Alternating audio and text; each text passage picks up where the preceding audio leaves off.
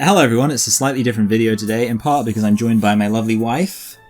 Hannah, my name's Hannah. We're going to be looking at three Christmas movies, three random Christmas movies. And the logic here was that sometimes when you're like looking for a given movie, and it's any kind of Christmas movie, and you type in the word Christmas, a whole load of just random movies with the word Christmas come up. And I guess they're mostly Hallmark originals or whatever.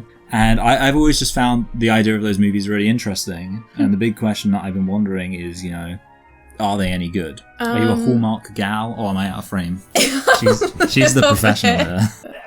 There. Well, now I'm kind of out. There. By the way, just while we're on the subject, the lighting, I don't know how you feel about the lighting. Basically, we just had the main light on, but it was a very kind of warm it's very light. like yellow light. So now we have my bike light, which is severely blinding. A much harsher light. And then I put some, I don't know, like some kind of wrapping paper around it for diffusion. Also, we're actually watching this with the fire on because it was a bit cold. So that's nice and cozy. Honestly, it's a pretty cute setup. Do you have much experience with those types of movies? A little bit, yeah, but I don't crave them, I guess, like around Christmas time. Okay, yeah, so that's where we're very different. I crave them, but I have no experience at all with them. So that's what this is really just for me. This is my Christmas present. So let's look at our little randomizer spinny wheel and see what movie we're going to be watching first. Yeah, see if you can like, comment, share, subscribe, and get the bell on all before the spinning's done. Let's go. And it's going to be... Yep. Christmas Cookie Catastrophe. We're starting off, well, we'll see. Right, everyone, we're going to watch that movie and then we'll check back in with you. Bye. Now that is a good cookie. So, Hannah, what was the Christmas Cookie Catastrophe? This woman who owns her own cookie business, somebody stole the recipe. I'm trying to think like what the order is of the people that they investigate. Because, so who's the first suspect? So there was the romantic interest was the first suspect. And I was like, oh, it was probably his daughter. Because it's established that the dad has financial issues. So I was thinking it was going to be a situation where the daughter's done it, which is obviously a bad thing to do. But it's like, oh, it's okay because she did it to help her dad. I can't... Who was next? The guy who like was selling the hot nuts. What did you think? Did you like the guy with the hot nuts? Remember, like, the oven repairman? There's like, oh, he stole the cookies. And then, this is only an hour and 20-minute movie. And then, it's actually like, oh no, it was the head of the board, because she didn't like the new CEO. And at that point, I was thinking, like, this feels like this movie's really jerking me around. It ended up being the main character's driver who stole it, but it wasn't for malicious intent. See, this is when you have to explain the whole grandmother thing. The grandma, like, wanted her to prove that she was worthy? So she asked you to steal her recipe? Rose did have a mischievous side. She thought that Sam Hobbs, being a talented man and a bit of a snob when it comes to Maplewood, might be able to show you how much Cooper's means to this town. Did you have any other, like, character highlights? Semi-formal. Is that like hang loose on the bottom, suit and tie up top? Right. Or is it like go wild up top, keep it business down low? I don't know if it's like every Hallmark movie or just every bad movie in general, but it's just like these two guys who contribute absolutely nothing. Yeah, I can't even remember. It's supposed to be like comedic relief. Yeah, but they're like not even in it at all. I actually genuinely can't remember the name of the main character. Annie. Okay, Annie. Can you remember the name of the dad? Sam. What's the name of the daughter? Bella. Like Twilight. Basically, Sam, this is like a very common thing, right? So Sam is a single dad because the mum died. 3 years ago, Bella and I lost her mom. Oh, I'm so sorry. Because obviously you can't have the dad be divorced because then he's like a deadbeat or whatever. But you got to have him be a dad because then it's like a family movie. So the best way to do that is that the mum died. A worthy sacrifice. The situation puts them together. Because I guess we didn't explain this. They're basically both bakers. He's like a rival baker. Then they kind of have to work together in order to recreate because the formula's stolen, they've got to recreate the recipe from scratch.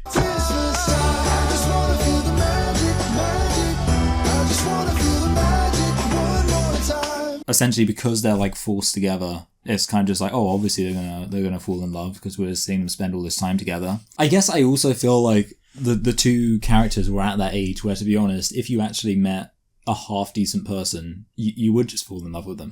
Like, I'm sorry, if I was like I don't know how old she would be, but like surely late 30s at least. I mean, the guy is like going grey.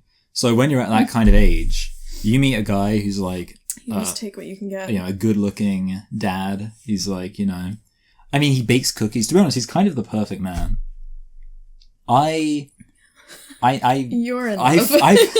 Yeah. I'd fall in love with him in an hour and 20 minutes. I think the runtime of the movie is actually how long they spend together. In the grand scheme of Hallmark movies, bad Christmas movies, I loved it. I thought it was the most beautiful thing in the world. Did you? Yeah, that was... Yeah, I don't know. Yeah. I guess it was believable, but it just... Yeah. You couldn't take it too seriously. Yeah. I thought there was going to be more like melodrama with like she was going to screw something up or something. Because like sometimes you get that where like there's a misunderstanding or a mistake and, you know, like the whole relationship falls apart. He's just like, oh, you know, I'm worried about my daughter. And then the daughter's like, well, I think Christmas is about love. And then that's how she sounds, right?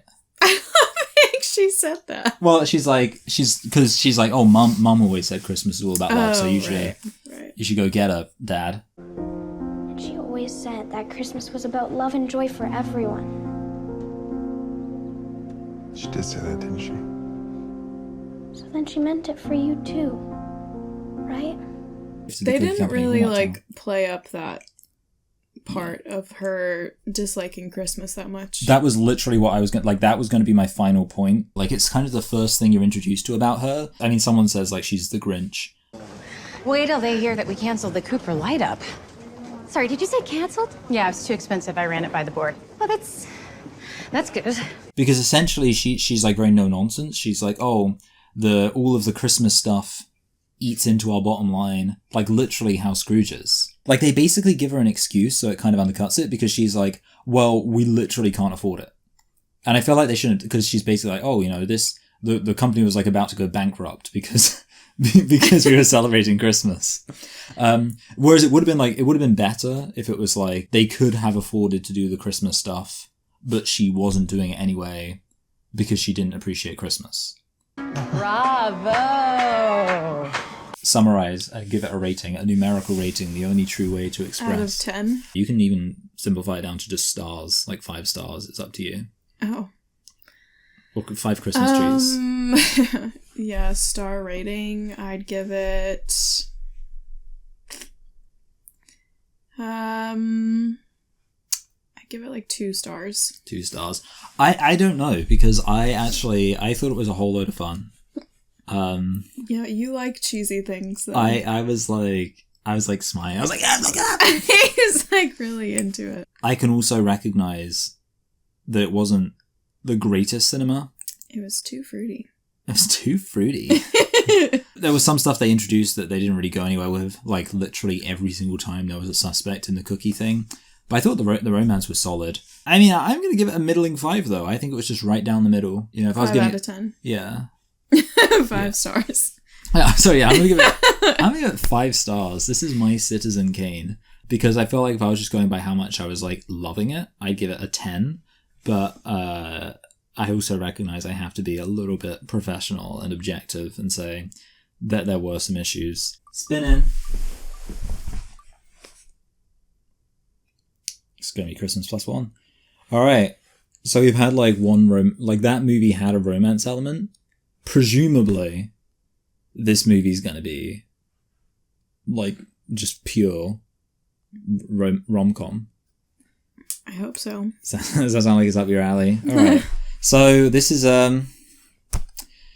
Christmas plus 1 going in. Well. Okay, so we just finished Christmas plus 1. I will start and say that it was better than the first one. Would you like to explain what went on? Yeah, I will. Okay. So basically, this movie, it's got a pretty simple plot. A woman wishes to meet her soulmate. So, like, she literally does, like, a Christmas wish.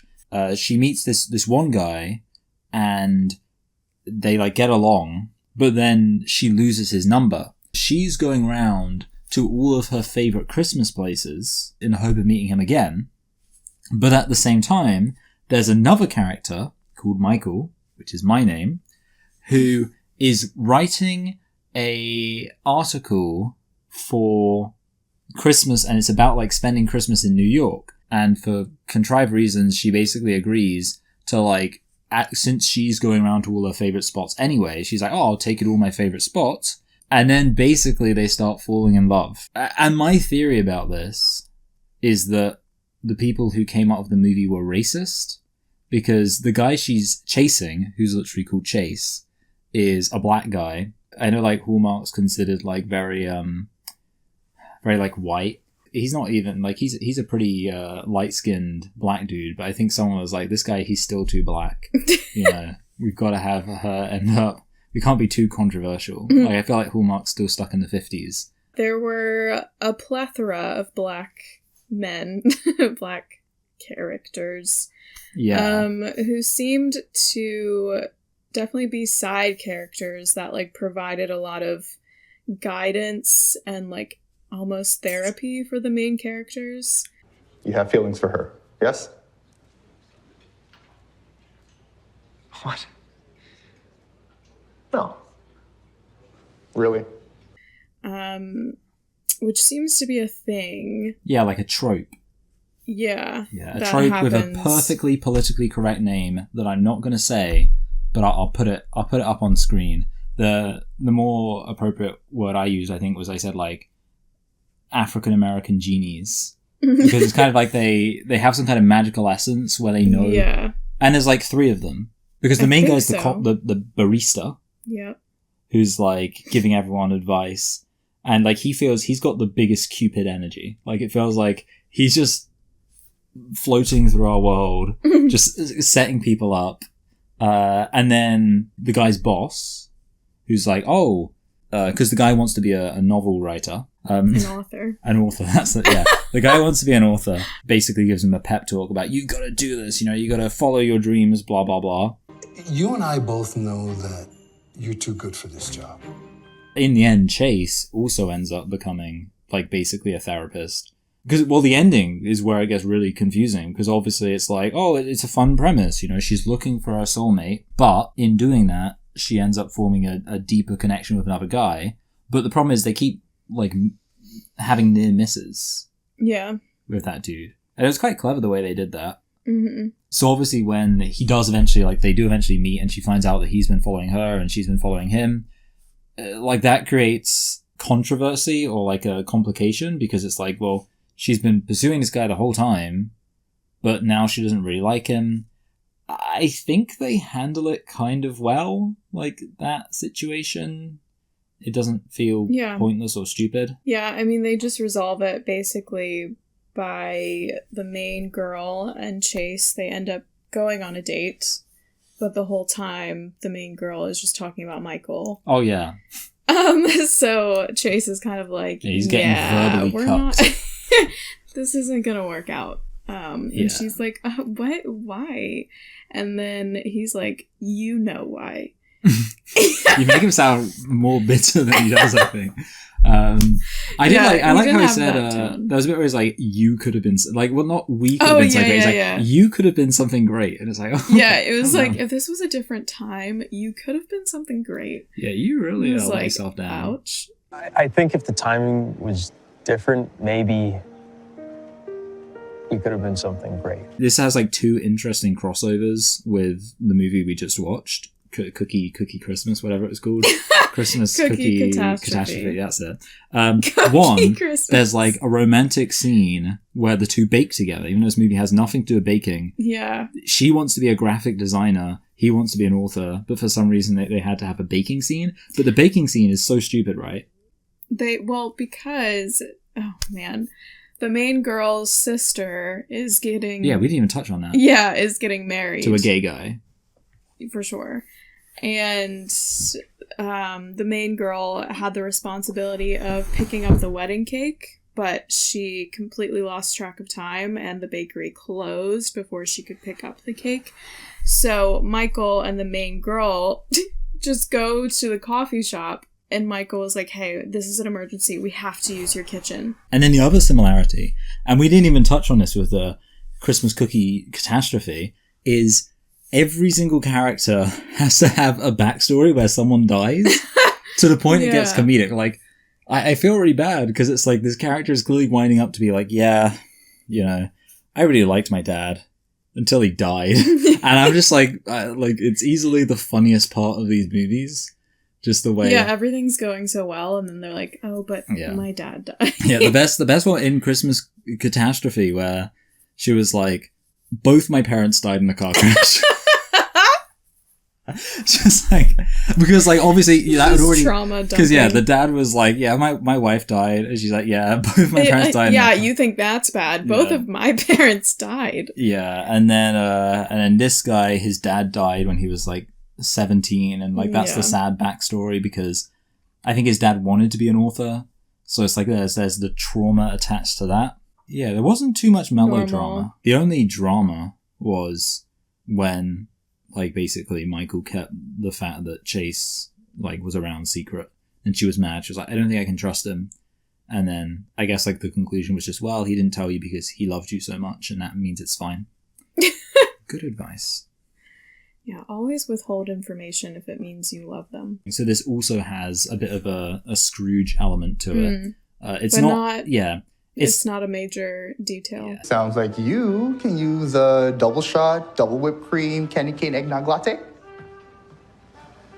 I'll get you your regular. You're no fun. It's like so basically the reason why he needs her to show around the spots is because he doesn't really like oh, and his dad died around Christmas, obviously. Then what did you wish for?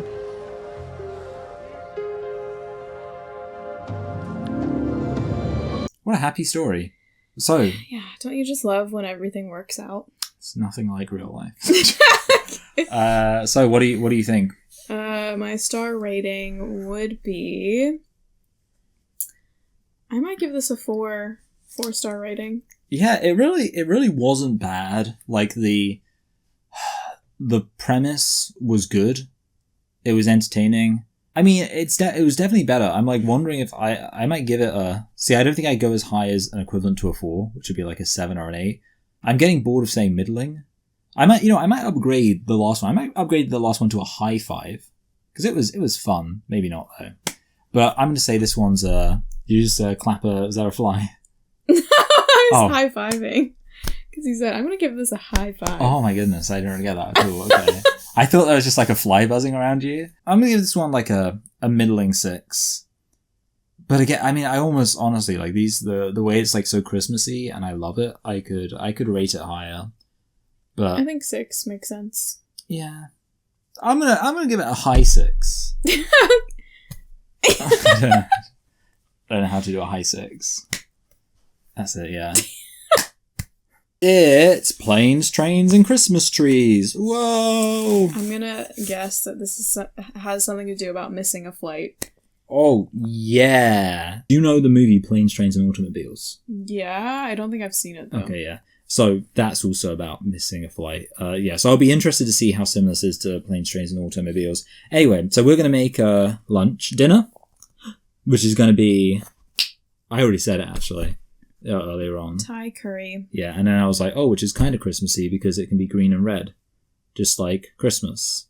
We're going to pretend that we're going to watch it right now, but we're not actually. I don't want to lie to them. So we're going to make dinner, watch it, and then come back with our thoughts. Well, that's number 3.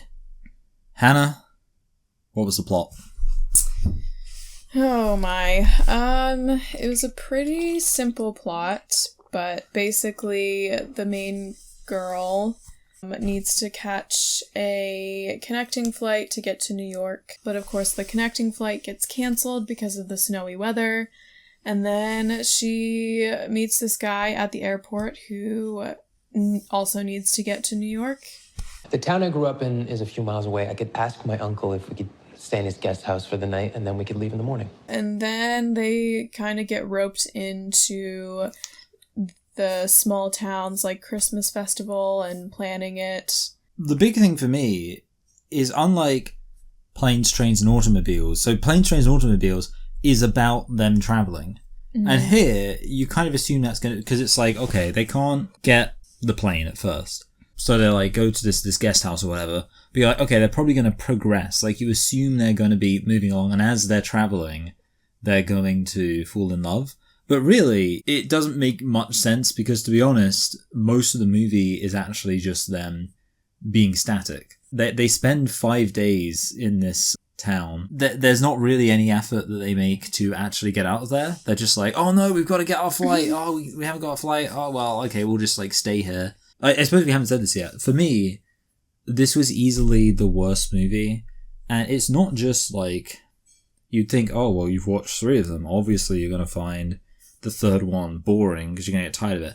I really feel like I'm glad this wasn't the first movie we watched, because I think if this was the first movie, it would have set the tone very negatively. Yeah. I think no matter when we watch this, because it was just so, it was very superficial. I was going to ask, what did you think of the romance element in contrast to the other films? Well, I mentioned that it just wasn't as believable in this film. Like, the chemistry between the 2 main characters wasn't that strong, it didn't feel like. It felt like you could tell they were just acting. Yeah, I feel like their connection was fast, I guess, compared to the other ones. Yeah, it was fast, and like the logic for it didn't feel as organic. Where it was kind of almost like they're like, oh, I guess because we're staying in this place together, we should fall in love. The other thing about it is the characterization in general was a lot more stupid. Like, you were just kind of like told these things, but it wasn't like subtle. Okay, time is 4:26. Be back here for 4:30. You give me 4 minutes to use the bathroom? Yeah. The other issue is the guy himself looked very creepy. Yeah. I felt like we didn't like the guy. He looked like a weird cross between Zac Efron and Jake Gyllenhaal to me. Like, that's what... Yeah, that's I could see that. Yeah, and it scared me.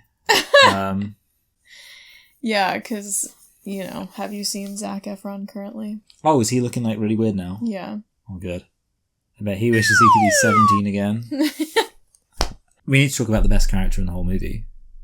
I don't mean the girl with the really weird voice. He's the uncle that always sends me lots of candy. I mean... Uncle. The uncle. So the uncle... It's just... So, one of the reasons why the plot isn't that interesting is because it's mostly just them doing errands for the whole movie. Like, they're just there and everyone's just like, oh, can you help me with... It's like a, you know, RPG. But the best part is the uncle is he injures his hand and he spends almost the entire movie just being like, oh, could you do this thing? I'd do it, but, you know, my hand. And it just became like a punchline every single time. Like, someone would mention something that needs doing. And he'd be like, yeah, I would do it, but... My hand, it's just... Can you do it for me? And I mean, well, every time. That's the other thing about, like, the guy, the main love interest guy, feeling a bit, like, is that he, at the beginning, he kept volunteering her for stuff in a way that felt kind of out of place. Like, it was a bit presumptive. Kaylee and I will help with the festival prep until you get back. He was like, oh, she can do this. Yeah, don't worry. Yeah, she'll do that for you. Yeah, meanwhile, they literally just met. Yeah. The one thing I'll credit the uncle with is that he reminded me of John Lithgow's character in Daddy's Home 2, which is actually the best Christmas movie of all time. So, you know, like, it was nice to be reminded of that. It didn't lean as much into the melodrama with, like, people being dead. There was someone who was dead. Yeah, the main guy's... His wife was dead. Although the woman has a boyfriend. So you got it, like, this guy is just being cucked. Like, he's texting her the whole time, like, how are you doing? How are things in this romantic winter getaway with this guy that you randomly met? And she's like, yeah, cool, well, what are we gonna do about us? Yeah. That would be great. Great. Great. Great. Okay. Great. Great. Okay, great. We could have been something great. That would be great. Great. Great. Okay, great. Great to see you. I would give this probably a 2 out of 5 as well. Yeah, so for me, this is worse, markedly worse than the Christmas Cookies one, because at least the Christmas Cookies one, it was like an interesting premise. This movie just felt very hollow, very empty. For me, it's like if you do this kind of movie well, then it is nice and kind of cheesy fun. But if you fail, it comes across really hollow. I honestly think I'm gonna give this movie a legit high 2. Oof. Which I know is like quite a lot below the Cookies movie. But the Cookies movie, you know, it had some fun stuff going on. This movie just felt cynical. Like it felt like it didn't have a soul. Or a Christmas spirit, if you will. Yeah. I mean, it was very Christmassy. Yeah. I mean, even... But I don't know. I didn't even like the house they were at as much, to be warmth honest. Wasn't really there. Yeah. I guess we should just say bye. Bye. Everyone watching, at this Christmas time, we wish a Merry Christmas to all of you from all of us. I kind of look shorter than you. Okay. You're just like, guys, from me to you. Yeah. Merry Christmas. God bless us, everyone. God bled. He did. Don't forget to subscribe and click here to watch more videos. There'll be a video here. Or here. Around somewhere. Bye.